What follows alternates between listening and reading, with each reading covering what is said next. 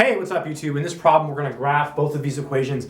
They're both the graphs of ellipses. I think I said that right, ellipses. So this is the graph of an ellipse, and this is also the graph of an ellipse. The center in both cases is 0, 0, okay?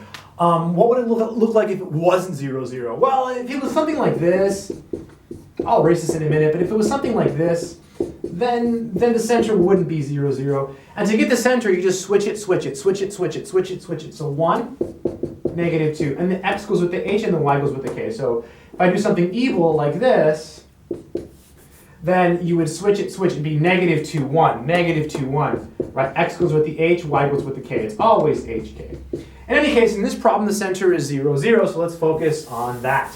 So in an ellipse, A is always bigger than B. Always, no matter what.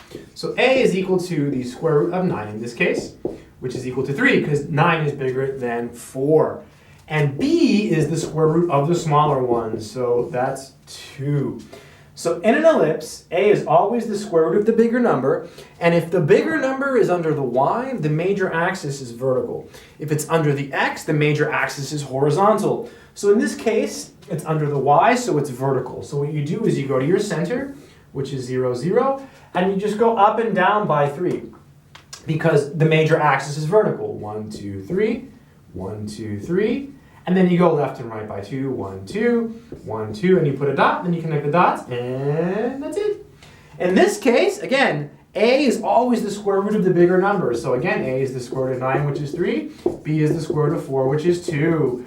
Except in this case, the bigger number is under the x. So you go left and right by A. So we go 1, 2, 3, 1, 2, 3, and then you go up and down by 2. Connect the dots. And that's it. So recap. In an ellipse, A is always bigger than B. If the bigger number is under the y, you go up and down by A.